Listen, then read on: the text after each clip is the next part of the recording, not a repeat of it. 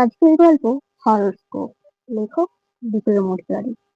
বাবা বাজার থেকে ফিরে রান্নাঘরে মাছ ধরে বললেন, বুঝলে, 10টা সরপুঁটি এনেছি, সকলের জন্য দুটো করে।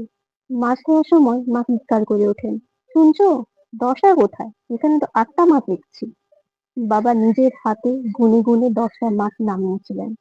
রান্নাঘর বন্ধই ছিল, বাড়িতে বেড়ালো নেই, দুটো মাছ কোথায় গেল?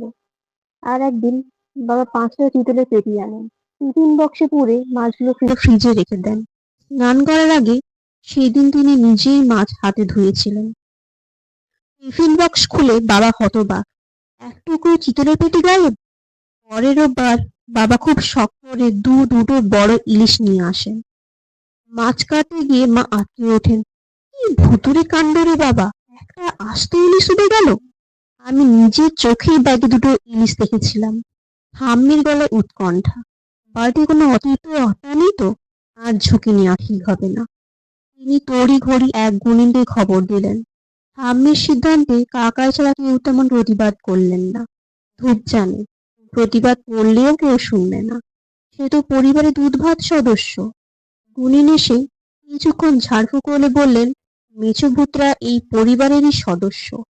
মানুষকে ভূত ধরলে তাড়ানো যায়, কিন্তু মানুষই যদি ভূত হয় তবে তাড়াবো কিভাবে?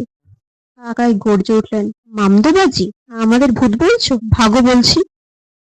উনি চোখ কটমট করে বলে যায়, মানুষ মানুষ মনে হয়, সব মানুষ মানুষ নয়। ব্যাস, গুণের গুণিনের এক নিদানে বাড়ি জুড়ে ভয়াবহ সন্দেহের বাতাবরণ। রাতে ধূপ পড়তে বসেছিল। মা ধূপের ঘরে বাবাকে ডেকে এনে চুলচেরা বিশ্লেষণ শুরু করলেন। মাঝে মাঝে ছাদে আঁশটের গন্ধ পায়। মা তো নিজেই গুণিন ডেকে এনেছিলেন। কাঁচা মাছ দূরের কথা, ধূপ তো রান্না মাছের গন্ধও সহ্য করতে পারে না। আমরা দুজন তো প্রশ্নই নেই। আচ্ছা, জিষ্ণু প্রথম থেকে গুণিনের বিরুদ্ধে, লক্ষ্য করেছো? ছুটি পেলে কেমন ছিট নিয়ে বেরিয়ে পড়ে। তাহলে কি? মাকে থামিয়ে বাবা ফুঁসে ওঠেন, আমার ভাইকে ভূত বলছো? তুমি মেয়ে হয়েও আরশোলাকে ভয় পাও না। আমার তো কেমন সন্দেহ হয়। মা তেতে ওঠেন, হায় ভগবান, আমি নিজ ভূত? আমার সম্বন্ধে তোমার এই ধারণা? মাছ ছাড়া তো তোমার মুখে ভাত রোচে না, তোমাকেই আমার সন্দেহ হচ্ছে। বাবা যুক্তি খাড়া করেন, আমার কেনা মাছ আমি চুরি করবো কোন দুঃখে?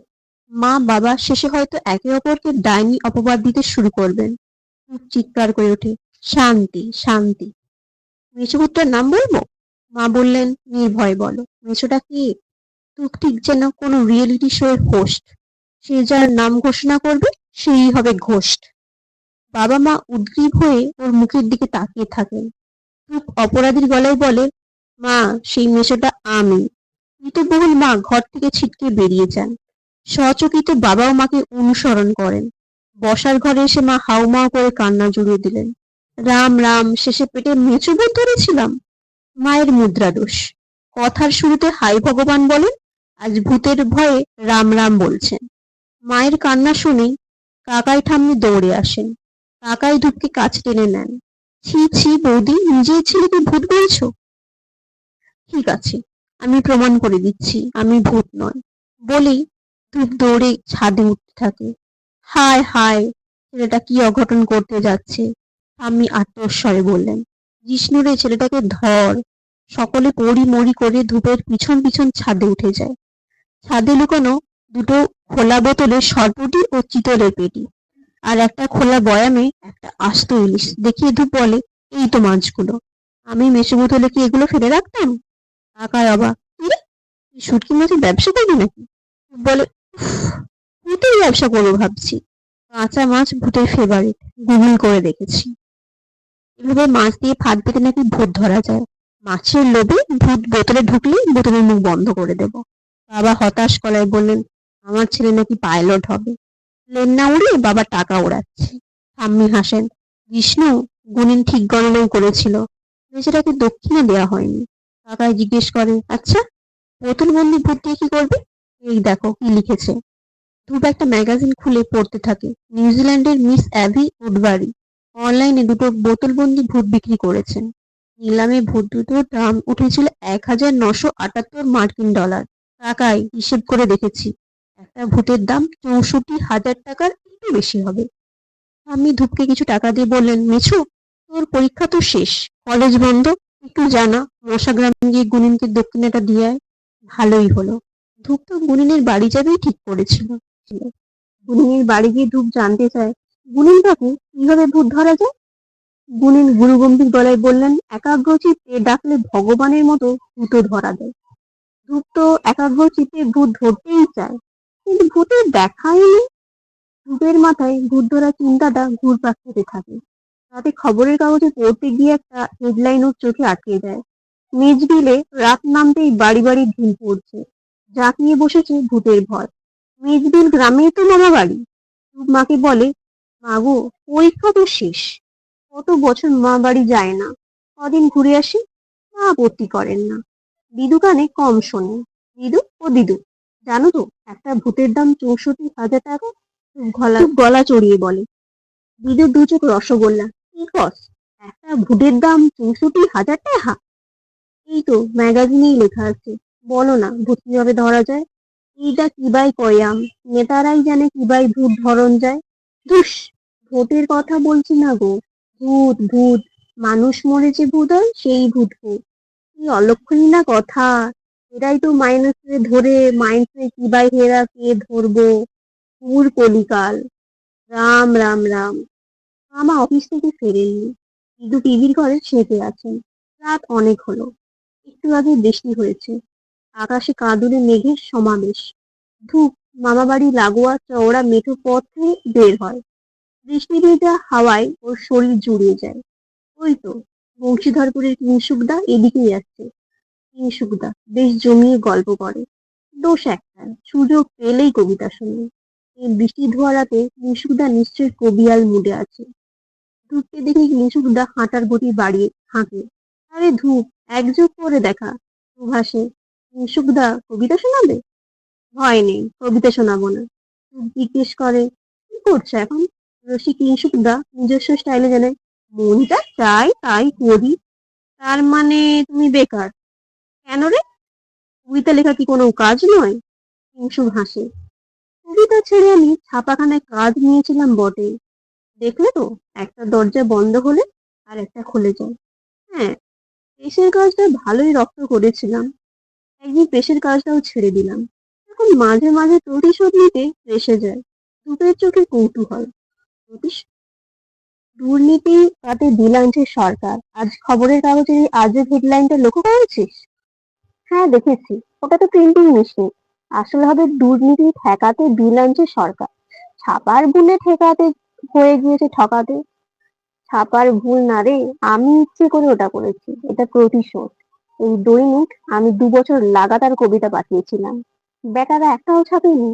দুবাসে, বাহ, জম্পেশ আইডিয়া তো। এভাবেই কৃতি স্যারকে জব্দ করেছিলাম। আমি তার কাছে টিউশন পড়তে যেতাম। টিউশন তো বাহানা, আসলে স্যারের মেয়ে আলো ছিল আমার কবিতার মুগ্ধ শ্রোতা। স্যার বানান নিয়ে ভীষণ খুঁতখুঁতে ছিলেন। প্রতিটি বানান ভুলের জন্য বরাদ্দ ছিল চিঠি একটা বিষাক্ত থাপ্পড়। স্যারের বাড়ির বাইরে সাইনবোর্ডে লেখা ছিল, এখানে ছাত্র পড়ানো হয়। আমি একটা থার্যক করে সেটাকে করে দিয়েছিলাম, এখানে ছাত্র থাপলানো হয়। কিংসুকের গলায় আফসোস, জানিস তো, এই বানান ভুলের কারণেই আমি কবিতা ছেড়ে দিলাম। তুই কৌতূহলী হয়ে ওঠেন মানে, সেটা কিরকম? আর বলিস না, আমার সোনার মাদুলি বিক্রি করে একটা কবিতার বই বের করেছিলাম। উফ, কি ডেডিকেশন! বইটির নাম কি গো? জীবনানন্দের ছিল বনলতা সেন, আর আমার আলো মিত্র। বইটির নাম রেখেছিলাম আলো মিত্র আমার। নিজের হাতে বইটির প্রচ্ছদ দেখেছিলাম। প্রেস থেকে আসার পর প্রথমে এক কপি আলোর হাতে দিলাম। বইটি হাতে নিয়ে আলো প্রায় কেঁদেই ফেলে। বাপ রে, তোমার কবিতায় এত আবেগ, হাতে নিয়ে আলো কেঁদে ফেললো? না রে, এবার মাত্রা ছাড়া ভুল হয়েছিল। মানে, আমি প্রচ্ছদে কাব্যিক স্টাইলে বইটির নাম লেখার সময় মিত্র শব্দটি ত অন্ত্যেষ্টয় র অ রফলার মাত্রা দিতে ভুলে যায়। বইটির নাম হয়ে যায় আলো নিয়ে আমার। রাগে কবিতাই ছেড়ে দিলাম। কিংসুক ব্যাগ থেকে একটি বই বের করে ধূপের হাতে দেয়, এই নে, এক কপি আলো নিয়ে আমার। ঝিরঝির করে বৃষ্টি শুরু হয়। ধূপ বলে, বৃষ্টিতে ভিজে যাচ্ছি যে, চলো ফেরা যাক এবার। ধূপ মানে তো রোদ, বৃষ্টিতে ভিজতে ভয় পাস কেন তুই? যাদের গার্লফ্রেন্ড আছে তাদের জন্য বৃষ্টি, সিঙ্গেলদের কাছে বৃষ্টি মানে জল। কিন্তু এই, তোমার ভালোবাসার খবর কি? আমার ভালোবাসার কোনো জন্ম মৃত্যু হয় না। তোমার অমর প্রেমের গল্প শোনাও না একটু। শোন তবে। সিটি স্যার দিগন্তের সঙ্গে আলোর বিয়ে ঠিক করেছিলেন। এদিকে আলো গো ধরে আছে, আমাকে ছাড়া আর কাউকে বিয়ে করবে না। একদিন রাতে স্যার বাড়িতে এসে বললেন, জানিস, দিগন্ত আলোকে বিয়ে করতে রাজি হয়েছে। এটাকে দিগন্তের গুরুদক্ষিণা বলতে পারিস। কিন্তু আমি তোর কাছেও গুরুদক্ষিণা চাইছি। স্যার দুহাত জোড়ো করে বললেন, বাবারে, তুই আলোকে ছেড়ে দে। আমি স্যারের হাত ধরে বললাম, ছি ছি, ছাত্রীর কাছে হাত ধরে করছেন কেন? আমি আলোকে ভালোবাসি। আমি তোর খারাপ চাইতে পারি? বেকার কবির কাছে না, বরং ডাক্তার দিগন্তের কাছে ছুটে থাকবে। কথা দিলাম, আমি আলোকে ভুলে যাব। স্যার আমার হাত ধরে বললেন, দেখিস রে বাবা, তোর কথা নড়চড় হলে আমাকে কিন্তু আত্মহত্যা করতে হবে। ব্যাস, প্রেমিকার বাবাকে বাঁচাতে প্রেমকেই হত্যা করলাম। আলো ছাড়া আমার ভবিষ্যৎ অন্ধকার হয়ে গেল। দিগন্তের গুরু দক্ষিণায় আলো পেল, আর আমার গুরু দক্ষিণায় আলো গেল। এক সন্ধে আলো আমার বাড়িতে চুপি চুপি এসে বলে, কোনো রাস্তা নেই, চলো পালিয়ে বিয়ে করে নি। আমি ওকে নিরস্ত্র করতে হালকা চালে বললাম, কোনো রাস্তা না থাকলে পালাবো কিভাবে? আলো ফিসফিস করে ওঠে, মেরুদণ্ডহীন কাপুরুষ। আলো হনহন করে চলে যায়। সকলে ভাবে ঝগড়া করলে, কথা না বললে মানুষ সব ভুলে যায়। কিন্তু ঝগড়া করলে প্রেম বাড়ে, আর কথা না বললে ব্যাকুলতা বাড়ে। আমি আলোকে সুখী করতেই কাপুরুষের মতো পালিয়ে গেলাম। আমার নিরুদ্দেশের কথা শুনে আলো মায়ের কাছে এসেছিল। মায়ের কাছেও আমার নিরুদ্দেশের কারণ জানতে পারে। আমাকে হারিয়ে আর বাবার উপর অভিমানে ও সুসাইড করে। ওর শোকে চিকিৎসারও আত্মহত্যা করেন। ধূপ। নিশুক হাঁটতে হাঁটতে পাকা রাস্তায় ওঠে। মেঘের ঘুমটা সরিয়ে উঁকি মারছে বিষণ্ণ চাঁদ। দুপাশের ঘুমন্ত গাছগুলোতে নিশাচর পাখিরা জেগে উঠেছে। নিশুকদাকে কবিতার খোঁজে রনে বনে জলে জঙ্গলে ঘুরে বেড়ায়। ওর কাছে ভূত ধরে কোনো আইডিয়া পাওয়া যেতে পারে। ধূপ জিজ্ঞেস করে, নিশুকদা, তুমি ভূত দেখেছো? হ্যাঁ, কত দেখেছি। কিভাবে? কোথায় ভূত দেখা যায়? মানুষের চোখ কেবল 3 ডাইমেনশনাল জিনিস দেখতে পারে। ভূত আর আঁকা তো 4 ডাইমেনশনাল। তাই খালি চোখে এদের দেখা যায় না, এদের দেখতে চাই হরোস্কোপ। হরোস্কোপ তো শুনেছি, হরোস্কোপ আবার কি? হরোস্কোপ দেখায় ভবিষ্যৎ, আর হরোস্কোপ দেখায় ভূত। হরোস্কোপ দিয়ে মানুষের আত্মাও দেখা যায়। হরোস্কোপ দিয়ে দেখলে বুঝবি মানুষ ইনসান বলে কিছুই নেই, সব ভ্রম। আচ্ছা, তুই কি ভূতিক? ভূতিক মানে? যারা ভূত বিশ্বাস করে, নিজেকে নিঃসঙ্গ লাগলে একটা ভয়ঙ্কর ভূতের সিনেমা দেখে নাও, ব্যাস, কদিন নিজেকে আর একা একা লাগবে না। আমি বাবা পিওর ভূতিক। হ্যাঁ, অনেকেই ভূত বিশ্বাস করে না, কিন্তু সবাই ভূতকে ভয় পায়। দা, ভূত কোথায় থাকে? সেই ভূষণ্ডের মাঠেও নেই। গাবশেওড়া তেঁতুল গাছ কেটে হাঁটি। এখন সর্ষের মধ্যেই ভূত থাকে। তুমি এসব জানলে কোত্থেকে? আমি ভূত বিদ্যা নিয়ে অনেক পড়াশোনা করেছি। ভূত তো একটা আমার হাতের মুঠোয়। অনেক ধরনের ভূত আছে। ভৌতিস্ট, এরা বুদ্ধিজীবী ভূত। ডাইনি হলো পলিটিক্যাল ভূত। সুন্দরী ভূত হলো আলেয়া, আর আলেয়ার ছেলে ভূতন। ভূতের কি আবার বাচ্চা হয়? আরে ভূতের বাচ্চা না হলে ভূতের বাপের শ্রাদ্ধ হয় কোত্থেকে? জানিস তো, ভূত সভ্যতায় কোনো অন্যায় অনিয়ম বরদাস্ত করা হয় না। প্রত্যেকটা দাগি ভূতকে বোতলে বন্দি করে রাখা হয়। মেজ বলে একটা ঢিল ভূত খুব উপদ্রব শুরু করেছে। বেটা ঠিক বোতলবন্দি হবে। তিনশুকদা, বোতলবন্দি ভূত কোথায় পাবো? জানো তো, একটা ভূতের দাম ৬৪,০০০ টাকা। কি ভয়ানক কথা বলছিস! লোভী মানুষ এবার ভূতের ব্যবসা করবে নাকি? লুপ্তপ্রায় ভূত এবার অবলুপ্ত না হয়ে যায়। তোকে একটা স্পেসিমেন বোতলবন্দি ভূত দিতে পারি। এটা কিন্তু নট ফর সেল। ওরা হাঁটতে হাঁটতে বুড়ি তোরসার পাড়ে চলে আসে। কিংশুক বুড়ি তোরসার জলে হাত ডুবিয়ে কিছু খুঁজতে থাকে। দূরে তাল গাছ থেকে গুরুগম্ভীর পেঁচার ডাক শুনে অজানা কারণে গা ছমছম করে ওঠে। Cook, cook, cook. অন্ধকারে বাজ ছাড়ে অবিরাম ডেকে চলেছে প্রহর জাগা কুক পাখি। কিংশুক নদী থেকে একটা কাঁচের ছোট বোতল তুলে আনে। নিশুতি রাতের নীরবতায় ধূপ স্পষ্ট শুনতে পায় কে যেন ডাকছে, কিম্ভূত, এই কিম্ভূত। দুবার ডেকেই চুপ। এটা কি নিশিরাত? এবার সত্যিই কেমন ভয় ভয় লাগে। ধূপ দৌড়ে কিংশুকের পাশে গিয়ে প্রশ্ন ছাড়ে, কে? কে ওখানে? কিংশুকের ভয় ডর নেই। হাসতে হাসতে বলে, ভূতের সিনেমায় দেখবি শুনশান রাতে ঘরে কোনো শব্দ হলে সকলেই তোর মতোই প্রশ্ন করে, কে? কে ওখানে? আরে বাবা, ভূত কি কখনো বলবে আমি ভূত? তোমার চিলে কোঠায় বসে আছি? আবার নিঝুম রাতে নিস্তব্ধতা খান খান করে বয়স্ক লোকের স্বর ভেসে আসে, দেখেছিস? ভূত হতচ্ছাড়া কাতু, এখনো শুদ্ধ বানান শিখল না, শ্মশান বানান ভুল করেছে। মামা বাড়িতে যাওয়ার সময় ধূপ শ্মশানের কালী মন্দিরের গায়ে নির্জীব মহাশ্মশান লেখাটা দেখেছিল। কিংশুক ধূপের হাতে কাচের বোতল দেয়, এই নে, এই বোতলে দ্রবীভূত আছে এক দাগি প্রেতাত্মা। কিংশুক নিজের হাতে ধূপকে একটা চশমা পরিয়ে দেয়, এটা হরোস্কোপ, আমার তরফ থেকে একটা ছোট্ট উপহার। চশমাটা পরতেই ধূপ দেখতে পায় একটা লিকলিকে বুড়ো ভেসে ভেসে নির্জীব মহাশ্মশান লেখার জায়গাটায় কি যেন দিচ্ছে। ও শিরদাঁড়া বেয়ে ভয়াল শীতল স্রোত নামে। কিংশুকদা এই লোকটাকে গো, ধূপ ফিসফিস করে, এই ঘোর রাতে শ্মশানে কি করছেন? আর কিম্ভূত বলে কাকে ডাকছেন? কিংশুক নির্লিপ্ত গলায় বলে, আরে উনিই তো কৃতি স্যার, এই বয়সেও রাতভর বেজার থাকেন, সব পোস্টারের ভুল বানান শুধরে বেড়ান। এই দেখ আলেয়া, ওর পাশে দাঁড়িয়ে ছোট্ট ভুতুম। ধূপ নদীতে আলোর অবয়বে এক অশরীরিণী এবং একটি বাচ্চার অবয়ব দেখতে পায়। ভূতময় পরিবেশের সঙ্গে মানুষটিকে জেডলার সিকিউরিটি মনে হয়। আতঙ্কিত ধূপ কিংশুকের হাত আঁকড়ে ধরে। ডাকাবুকো কিংশুক ধূপকে আশ্বাস দেয়, এই ছেলে, ভয় পাচ্ছিস কেন? আমি তো আছি, ভয় কি? জানিস তো, আলো মরে হয়েছে আলেয়া। আলোকে না পেলেও আমার কোনো দুঃখ নেই, আলেয়াকে তো পেয়েছি। আমাদের ছেলের নাম ভুতু। এখন কৃতি স্যার আমাকে কিংশুক না, ভালোবেসে কিম্ভূত বলে ডাকেন। খুব অবাক, মানুষ কিংশুকদা ভূতকে বিয়ে করেছে। আলেয়া খিলখিলিয়ে ওঠে, ভুতুম বাবা? ওই দেখ মানুষ। ভুতুম প্রশ্ন করে, মা, মানুষ ইনসান বলে নাকি কিছু নেই?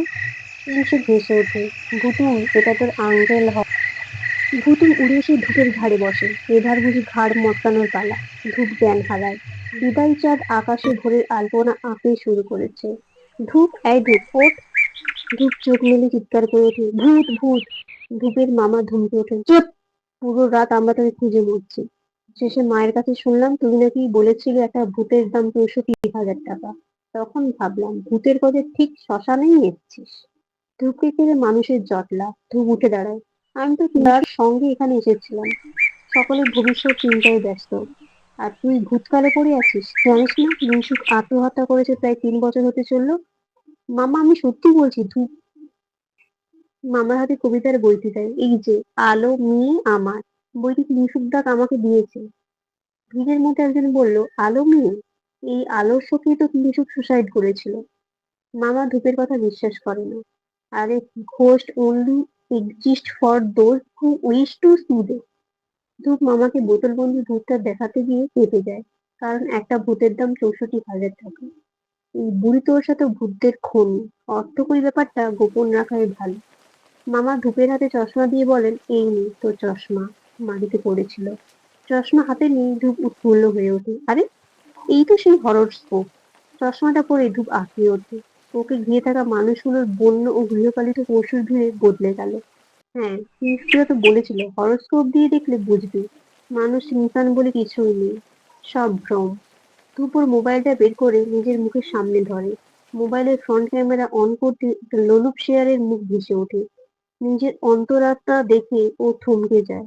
বোতলবন্দি বুড়ি তোর ছুঁড়ে দেয়।